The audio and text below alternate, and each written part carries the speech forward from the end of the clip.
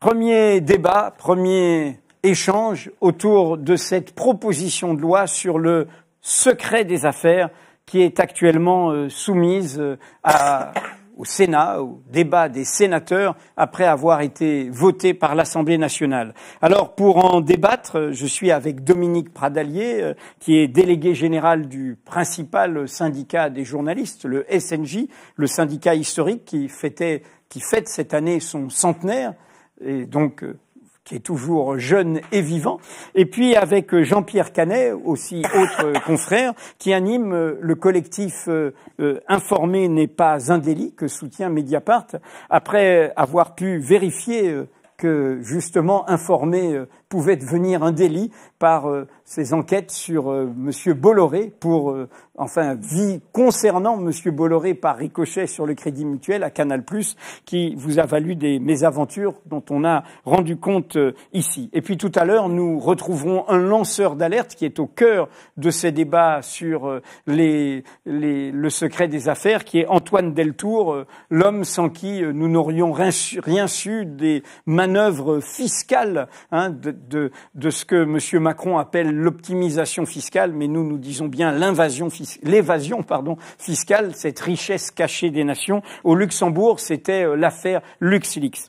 Alors, Dominique Pradalier, on va commencer par faire le point, expliquer clairement de quoi il s'agit.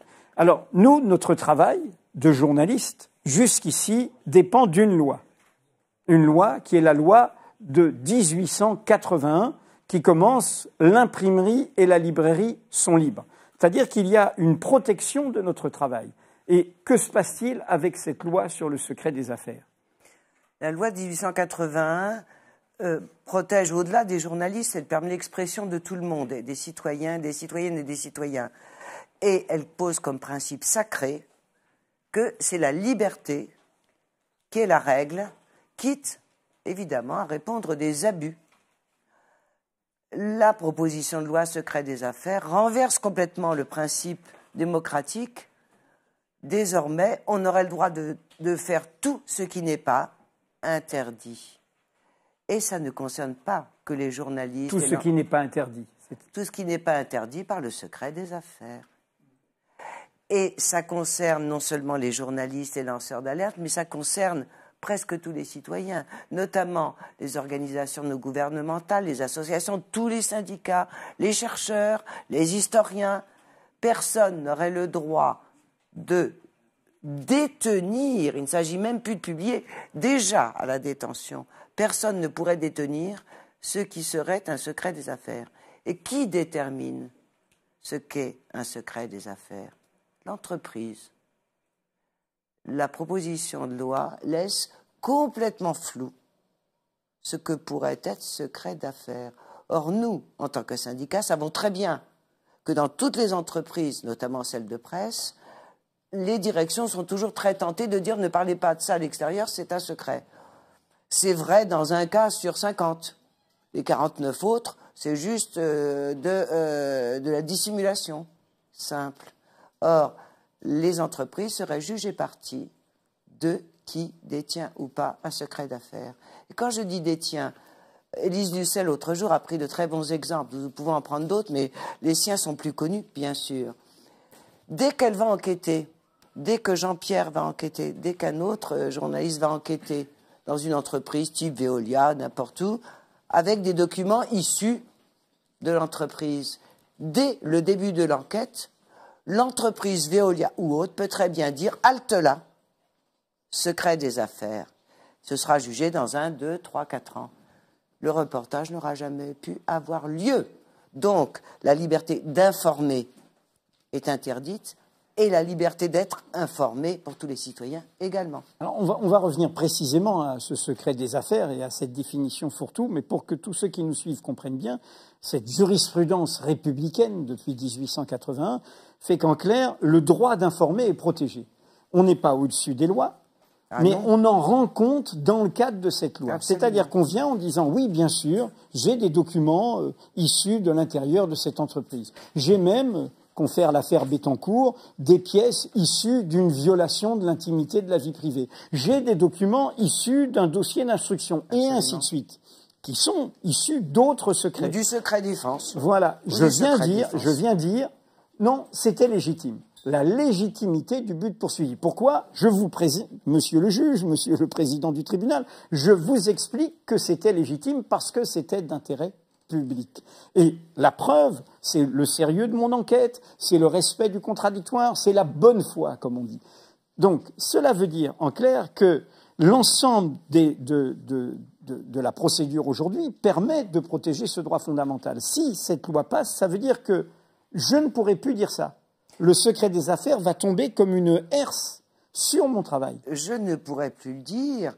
Et depuis la loi de 1880, qui a été modèle dans le monde entier, il ne faut pas l'oublier, tous les tribunaux qui ont eu à se pencher sur les abus ont déterminé depuis plus d'un siècle ce qu'est l'intérêt général opposé à certains intérêts particuliers. Si cette proposition de loi passe en l'état, et je vous rappelle qu'elle est destinée à intégrer le code du commerce... Ce sont les tribunaux du commerce qui viendront... Ça veut dire relever des tribunaux du même nom. Or, les tribunaux du commerce n'ont absolument aucune expérience dans les libertés publiques. Ce n'est pas du tout leur objectif. Les tribunaux du commerce, ce sont des magistrats qui ne sont pas professionnels, des juges consulaires, désignés par les entreprises pour faire respecter les lois du commerce. Très bien. Très bien. Jusque-là, moi, c'est normal. Sauf que les journalistes refusent d'être jugés par les lois du commerce. Bien sûr. Nous défendons un droit fondamental qui est le droit des citoyens. Absolument. Et qui peut bousculer légitimement d'autres droits. Voilà. C'est même un devoir. L'intérêt général doit pouvoir bousculer certains intérêts particuliers. Jusque-là, c'est comme ça. Je crois qu'on a affaire de la diffamation préventive, si je peux me permettre. Non, mais bien sûr. Donc, Jean-Pierre, est-ce que, justement, puisque vous vouliez prendre la parole, est-ce que j'allais vous la passer pour que vous disiez un peu, avec informer n'est pas un délit, vous avez défendu, que nous avons tous signé, une demande auprès des parlementaires, de dire, c'est très simple, vous voulez protéger le secret de la concurrence commerciale, eh bien, précisez que votre texte ne vise que les relations commerciales concurrentielles. C'est-à-dire, en clair, nous, on n'est pas concernés. Le droit de l'information n'est pas concerné. Racontez très concrètement les démarches, auprès de qui, qu'est-ce qui s'est passé à l'Assemblée, qu'est-ce qui s'est passé au Sénat et pourquoi on en est toujours au fait que c'est un dialogue de sourds. Alors déjà, c'est la 3e bataille du secret des affaires. Ça commence en 2015, le collectif se crée. On est quelques semaines après Charlie Hebdo, hein, il y a un choc national. Et un amendement va être glissé dans la loi Macron pour, alors là, extrêmement restrictif. Alors là, vraiment, on n'avait plus le droit de rien faire du tout, du tout. Par un certain Richard Ferrand, si je ne me trompe, qui se retrouve responsable du groupe parlementaire En Marche aujourd'hui, et qui était socialiste à l'époque. C'est bizarre. Qui est très soucieux du secret des affaires. Cet amendement, alors là, soulève un tollé absolu. Nous lançons une pétition, plus de 500 000 signataires. Élise Lucet prend la parole. On sort Élise Lucet en général quand on a un problème. Et c'est la notoriété de la télévision. Oui, voilà, c'est ça. On a réussi. Et la crédibilité professionnelle aussi. On a réussi à rassembler, en tout cas, une vraie protestation populaire, pas seulement journalistique. C'est pour ça que c'est très important de dire que c'est bien au-delà du journalisme. C'est les chercheurs, les syndicalistes, les salariés qui sont concernés. Nous créons le collectif et nous partons en combat contre cet amendement. Il faut 40 minutes pour convaincre Emmanuel Macron du caractère absolument liberticide. Vous allez le voir comme une délégation, hein, c'est ça. Et en 40 minutes, l'affaire est réglée.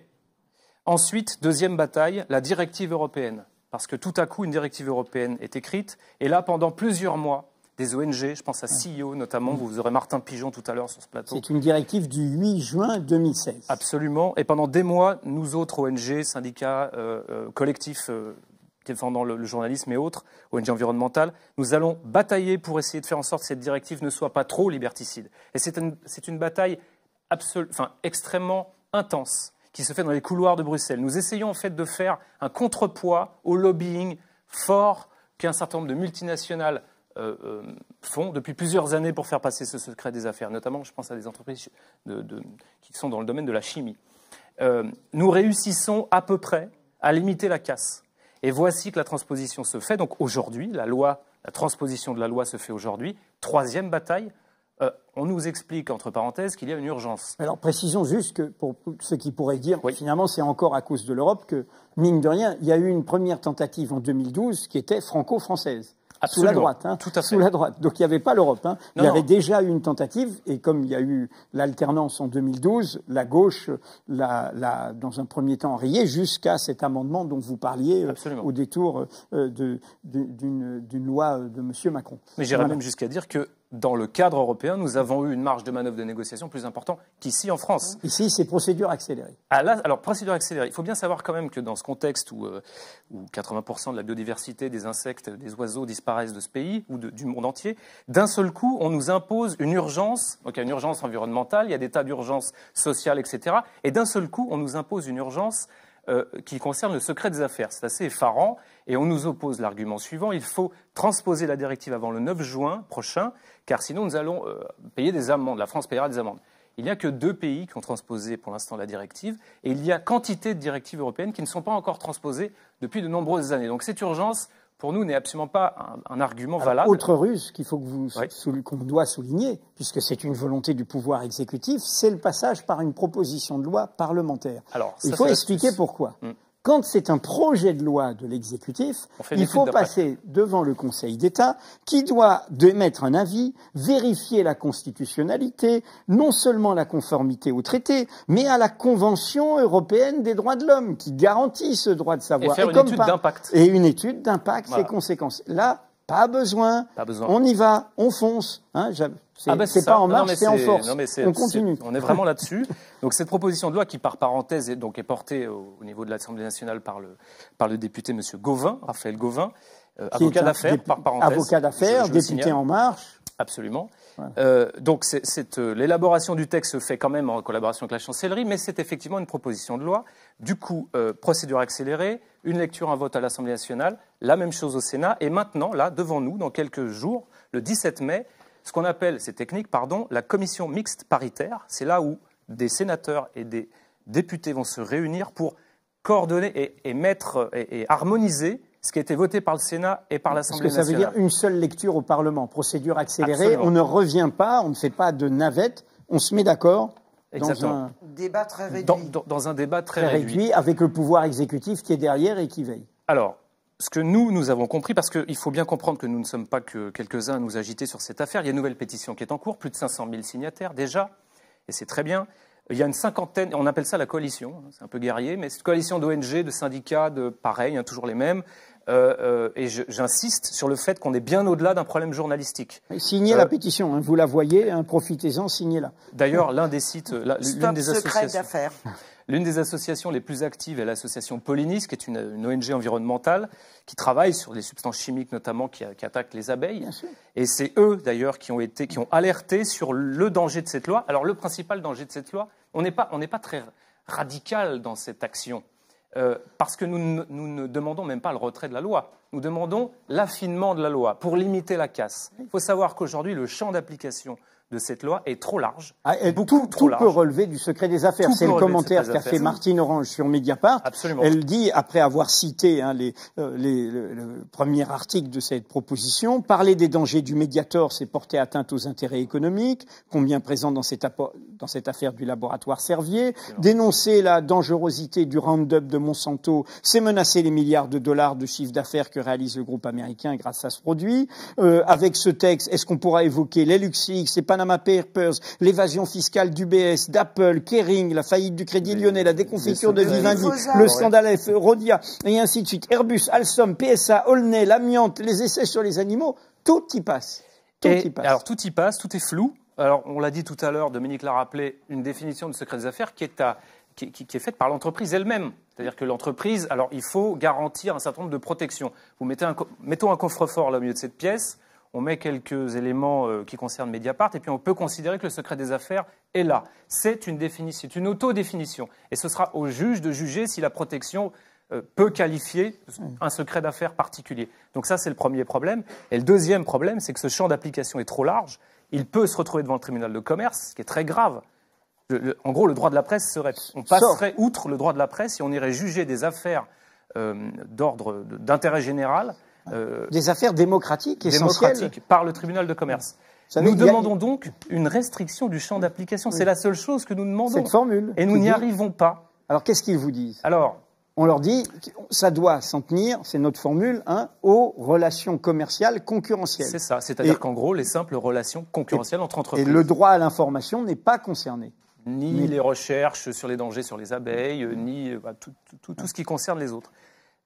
Nous n'y arrivons pas, pourquoi? Jusqu'à présent, nous avons négocié sur les plateaux télé, radio, quand nous avons pris la parole et que M. Gauvin était en face de nous. Évidemment que cette coalition a cherché à rencontrer des députés, des sénateurs. Je crois qu'un certain nombre ont été sensibles à nos arguments, plutôt à gauche, un peu au centre aussi, mais sûrement pas La République En Marche. Pour l'instant, les députés de la majorité, les parlementaires de la majorité, comme un seul homme, suivent Raphaël Gauvin. Ils vous ont reçu au moins? Alors, ils nous ont reçus. Ils ont reçu. La même chose. Absolument. En revanche, ils n'ont pas voulu venir sur le plateau, là. Ah ben, on leur a demandé de venir à tous. C'est tout à fait dommage. M. Frassa, qui est rapporteur au Sénat, qui est les Républicains, élu des Français de l'étranger, d'ailleurs, dont Monaco, au passage, nous dit « Oui, mais ça passera pas ». Et on lui dit « Mais pourquoi ?» Et je rappelle juste d'une phrase, le règlement européen sur les transpositions de directives. Le règlement indique la directive lie tout État membre destinataire quant aux résultats à atteindre, laissant aux instances nationales la compétence quant à la forme et aux moyens. Donc on peut très bien prendre l'amendement sur les secteurs concurrentiels. Il n'y a aucune difficulté juridique, technique ni politique. Ce qui est dingue, c'est qu'on y passe autant de temps. C'est l'objectif exact de la directive européenne. Donc on nous ment quand on nous dit que ce n'est pas faisable. Et il refuse. Alors, ce qui s'est passé là il y a quelques jours, c'est que nous avons pu envoyer une petite délégation discuter avec le député du fond, en tout cas du texte. Alors, comment dire? Techniquement, nous sentons qu'il y a une solution pour limiter la casse, pour que cette restriction se fasse. Elle est techniquement possible, cette restriction. Reste à savoir comment elle peut se transformer dans cette fameuse commission mixte paritaire, parce que voilà, il y a quand même eu des votes au Parlement, dans les deux assemblées, donc les réglages sont compliqués. Mais nous avons compris que c'était techniquement possible. Donc nous Sous quelle forme? Alors, sous la forme c'est un peu technique, mais grosso modo, vous prenez une phrase qui est à l'intérieur du texte et qui ne chapeaute pas la totalité de la loi, vous la remontez, à ce moment-là, elle chapeaute la totalité de la loi et elle restreint effectivement l'application de la loi aux activités commerciales. C'est à peu près le sens de ce que nous avons négocié, pas négocié, parce qu'on ne peut pas employer ce terme-là, nous ne sommes pas dans une phase de négociation. Ce que nous demandons. De ce que nous demandons, est-ce que nous avons compris que techniquement, il y a une porte entrouverte, techniquement. Nous allons voir si politiquement les choses vont se traduire.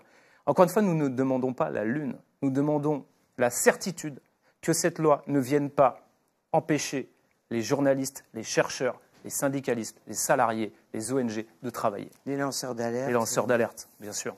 Je les oubliais. Mais dans l'entretien auquel nous avons participé, Mediapart, avec Emmanuel Macron, on a vu quand même d'où vient l'inspiration de cette loi. Quand nous lui parlons de l'évasion fiscale, quand nous lui parlons des 60-80 milliards qui sont cachés et qui ne vont pas à l'impôt, qui ne vont pas aux hôpitaux, aux écoles, et qu'il n'entend pas. Et il dit c'est de l'optimisation fiscale.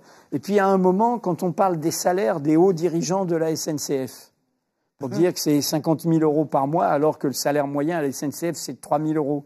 Et il dit, mais pourquoi vous jetez en pâture les salaires? C'est-à-dire qu'en clair, sa culture à lui, c'est que tout ça doit être secret. Ce qu'il y a, c'est... Pardon, non, allez, Dominique. Le problème avec le président de la République, c'est que s'il décide qu'il sera celui qui aura tué la liberté d'information et d'expression en France, il n'a qu'à continuer comme ça. Moi, je vais être très clair, très très clair. Il est cash, nous serons cash. Nous lui avons écrit une lettre ouverte en lui disant d'intervenir. Pourquoi? Puisqu'on sait que c'est lui qui est à la manœuvre, clairement. Alors, je rappelle que le texte... Vous dites dans votre lettre que le secret, pour refuser que le secret ne devienne la règle et les libertés les exceptions. Nous rappelons que le texte en son état contrevient à l'article 10 de la Convention européenne des droits de l'homme, à l'article 34 de la Constitution française, qui prévoit la liberté des médias et le pluralisme. Et il contrevient évidemment à la loi de 81, les principales lois qui organisent les libertés fondamentales. Et ce texte vient juste tuer les libertés fondamentales. Il a répondu à votre courrier? Pas encore. Nous attendons avec, sinon espoir, du moins certitude que c'est à lui de décider s'il passera pour un président de la République liberticide ou pas. Moi, je dirais qu'il y a une certaine condescendance en plus quand nous discutons avec le rapporteur et avec un certain nombre d'élus de la majorité, nous constatons une certaine condescendance. C'est-à-dire qu'en gros, nos analyses juridiques ne valent rien. Hein. On fantasme, on agite. Oui, vous dites n'importe quoi, vous dites des bêtises, nous sommes les sachants. En fait, on est tout le temps cantonné, et ça, je trouve que c'est symptomatique de ce qu'on pourrait qualifier d'une démocratie de basse intensité. On est cantonné dans une sorte de radicalité énervée. C'est assez pénible, parce que le travail juridique, il a été fait. Nous avons plusieurs juristes, une avocate qui travaille depuis des années sur ces questions-là, et le danger est réel. Et encore une fois, nous demandons un ajustement.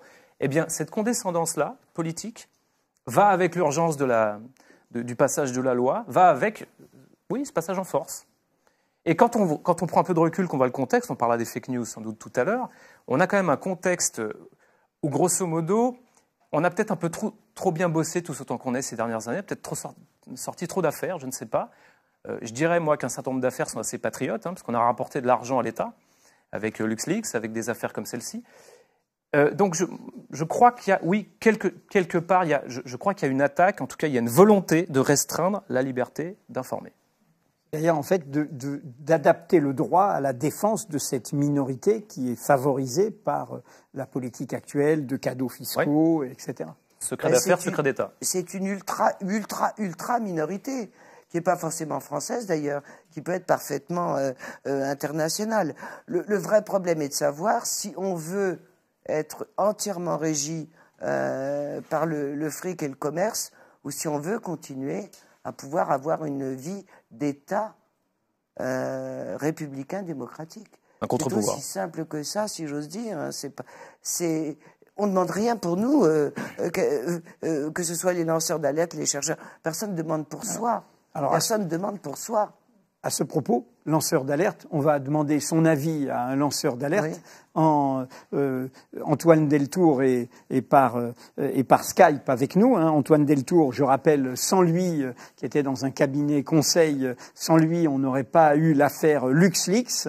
Après une longue bataille de plusieurs années, il a été enfin relaxé par la Cour de cassation au Luxembourg, considéré comme un lanceur d'alerte. C'était en janvier 2018. Bon, tout notre salut et notre solidarité, Antoine Deltour. J'ai cru comprendre qu'il y a encore une étape judiciaire. Votre marathon n'est pas terminé. Oui, bonsoir. Déjà, mon marathon n'est pas tout à fait terminé parce que j'ai effectivement gagné en cassation en janvier. Et la Cour de cassation a appliqué la jurisprudence de la Cour européenne des droits de l'homme qui déjà protège les lanceurs d'alerte. Donc c'est assez exceptionnel qu'une justice nationale applique spontanément cette jurisprudence. Donc c'est ce qui m'a valu un acquittement pour le volet lanceur d'alerte. Et malheureusement, la Cour de cassation ne peut pas elle-même prononcer un jugement. En fait, elle se contente de casser l'arrêt de la Cour d'appel. Donc il y a eu un nouveau procès en appel fin mars, donc qui a constaté l'acquittement pour ce volet lanceur d'alerte et qui va prononcer le 15 mai une nouvelle peine sur les faits qui n'ont pas été cassés par la Cour de cassation, donc des faits assez secondaires dans cette affaire et en fait qui ne concernent pas directement l'affaire LuxLeaks, puisque en plus de documents fiscaux confidentiels que j'ai confiés à des journalistes, je suis aussi parti de mon ancienne entreprise avec des documents de formation que je n'ai pas utilisés et que beaucoup d'autres salariés emportent aussi avec eux et donc je risque d'avoir une amende pour ces faits tout à fait secondaires. Mais c'est une manière pour la justice et la place financière luxembourgeoise de garder la tête haute en disant on ne laisse pas les lanceurs d'alerte impunis. Antoine, comment vous avez écouté tout notre premier débat là sur cette version française de la directive secret des affaires. Comment, par rapport à ce qui vous est arrivé, à la bataille que vous avez menée pour ce droit de savoir légitime, où vous avez même été au Parlement européen vu comme un héros d'un droit fondamental, hein, le prix Sakharov qui vous a été décerné. Comment ça se passerait pour vous si cette loi passe? Alors, juste une petite précision, je n'ai pas reçu le prix Sakharov, mais j'étais nominé. Nominé, pardon, excusez-moi. Bon, j'aurais souhaité que vous l'ayez alors. On va dire comme ça. Alors, moi je pense que cette loi aura pour effet de fortement compliquer l'activité des lanceurs d'alerte. Et alors, si la question est-ce que les pratiques fiscales du Luxembourg auraient pu être révélées avec la protection du secret des affaires, la réponse est oui. Malgré le secret des affaires, on aurait quand même pu révéler l'affaire LuxLeaks. Pourquoi ? Parce que le secret des affaires existe déjà en droit luxembourgeois. Et le fait qu'il existe m'a valu notamment des poursuites judiciaires avec d'autres délits. On m'a aussi accusé de vol, de violation de secret professionnel. Mais voilà, j'ai dû me défendre de la violation du secret des affaires devant la justice luxembourgeoise. Et donc cet exemple montre très bien que cette disposition va compliquer le travail des lanceurs d'alerte à l'avenir. Arrêtons-nous sur ce que vous venez de dire, parce que c'est très important. Ça veut dire que si nous perdons la bataille parlementaire, la bataille, elle va se passer à telle ou telle prochaine révélation devant des tribunaux où nous allons mener la bataille pour faire reconnaître par la justice la primauté du droit à l'information. Exactement. Les défenseurs de la loi, telle qu'elle est rédigée actuellement, disent qu'il existe des exceptions réservées au droit à l'information pour les journalistes, pour les lanceurs d'alerte, mais il faudra en faire la preuve devant les tribunaux. Et c'est un combat qui peut être extrêmement long, extrêmement coûteux. Alors en ce qui me concerne, mais pas devant les tribunaux de commerce. Pas devant les tribunaux de commerce. Alors là c'était devant la justice pénale, donc c'était peut-être encore un contexte différent de ce qu'il y aura en France, mais ça peut être extrêmement long, extrêmement coûteux, et voilà, c'est une pression psychologique, c'est des frais d'avocat considérables. Alors j'ai eu la chance de mener un combat suffisamment visible pour bénéficier d'un soutien important, notamment du public, qui m'a permis d'entièrement financer les frais d'avocat. Mais sans ça, ça aurait consommé l'intégralité de mes revenus sur la période des poursuites, quoi. Donc c'est absolument pas possible. Donc voilà, faut absolument éviter les obstacles judiciaires aux lanceurs d'alerte. Sinon lanceurs d'alerte potentiels risquent d'être dissuadés. Alors continuons sur un cas d'école. Pour tous ceux qui n'ont pas suivi tous les détails, le secret des affaires, dans le cas de ce que vous avez révélé grâce à ce que vous avez transmis au fond à la presse dans l'affaire LuxLeaks, qu'est-ce qu'il verrouillait? Qu'est-ce qui l'empêchait de savoir? Qu'est-ce que vous nous avez permis, grâce à LuxLeaks, de comprendre? Alors l'affaire LuxLeaks, c'est la révélation d'accords fiscaux extrêmement confidentiels qui étaient validés par l'administration fiscale luxembourgeoise, qui permettait aux grandes multinationales, un très grand nombre, des centaines de multinationales, d'échapper très massivement à l'impôt par des mécanismes sophistiqués et complexes, mais très artificiels en fait, qui permettaient de transférer des bénéfices correspondant à une activité économique réelle, mais de les transférer ailleurs que là où a lieu cette activité, les transférer notamment au Luxembourg, où il n'était quasiment pas taxé. Et donc l'administration fiscale, avec l'intermédiaire de cabinets de conseil en fiscalité, valider tous ces montages. Et c'est ça qu'a révélé l'affaire LuxLeaks en montrant un peu l'hypocrisie et la complicité des États membres européens qui pour certains étaient très largement au courant et laissaient faire.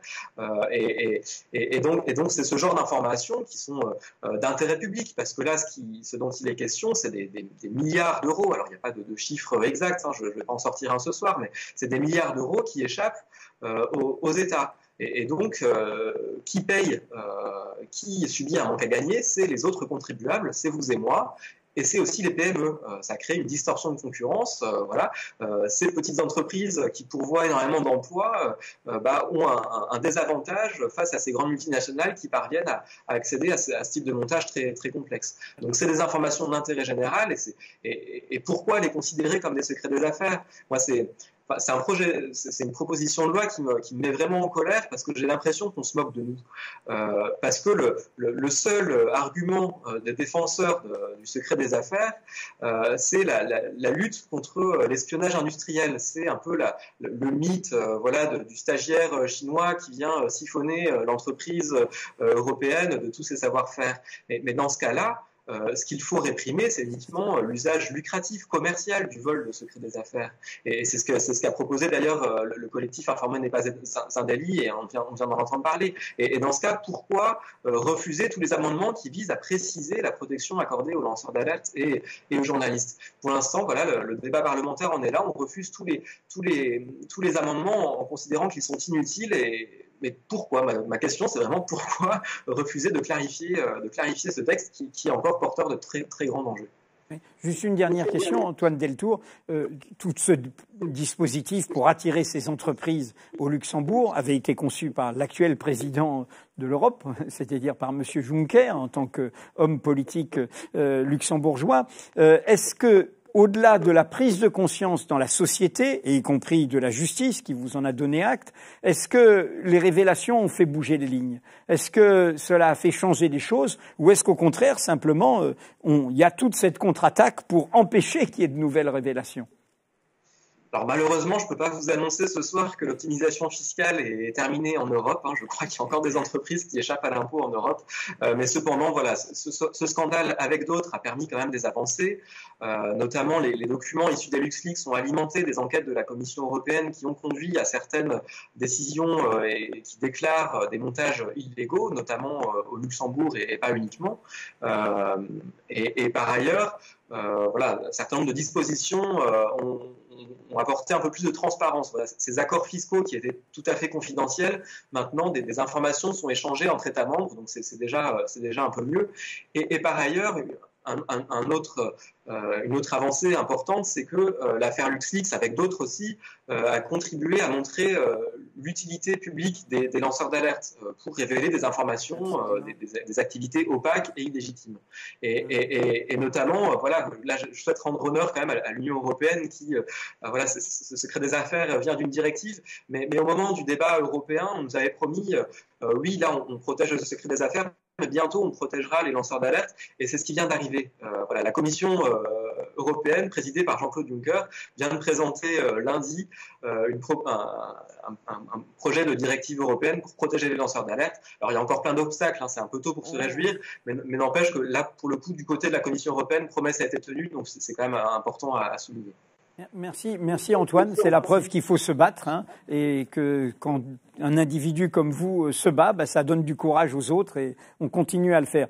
En écoutant Antoine, je pensais, Jean-Pierre, puisqu'il parlait, il y a un autre paradis fiscal en Europe, de Luxembourg, Malte, et je pensais au projet Daphné. On a une consoeur qui a été assassinée parce qu'elle travaillait au cœur des affaires. Elle était un peu seule, elle n'était pas avec une rédaction, un collectif, et des logiques mafieuses, politiques, économiques l'ont tué. Et du coup, il y a un projet Daphné qui est formidable, c'est-à-dire que au fond, il y a un relais qui est pris par l'ensemble de rédactions européennes qui décident de poursuivre son enquête. Ouais, c'est un projet vraiment formidable. D'ailleurs, LuxLeaks, c'est la première fois que donc c'est le ICIJ, c'était le consortium des journalistes d'investigation de Washington qui avait été le creuset de ça juste après 2 caches d'investigation d'Édouard Perrin, ça part d'Édouard Perrin. C'était l'un des premiers gros travail, vraiment un travail très fort de journalisme collaboratif mondial. Avec le projet Daphné, non seulement on est dans le collaboratif,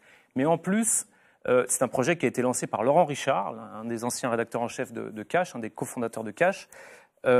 L'idée est de fédérer donc des journalistes à travers le monde, plusieurs médias, il y a 18 médias je crois, 45 journalistes, qui ont repris l'enquête de Daphné, qui est décédée, ils ont repris ses dossiers, ils ont continué son enquête. L'idée c'est de dire vous pouvez tuer le messager, mais vous ne tuerez pas le message.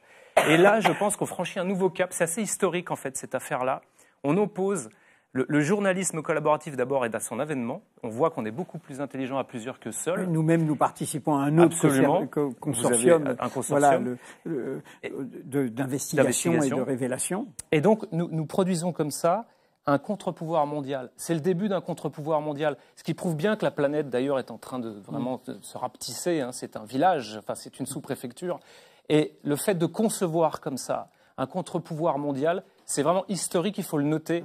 C'est une idée vraiment géniale que Laurent Richard a eue, je tiens à le souligner, parce qu'on a beaucoup réfléchi pendant des années, tous ici, à Mediapart, ailleurs, à Cache Investigation, ailleurs, dans toutes les émissions d'investigation ou de production d'investigation qu'on peut faire, à vraiment se mettre à la hauteur en fait, de l'enjeu du pouvoir économique des multinationales.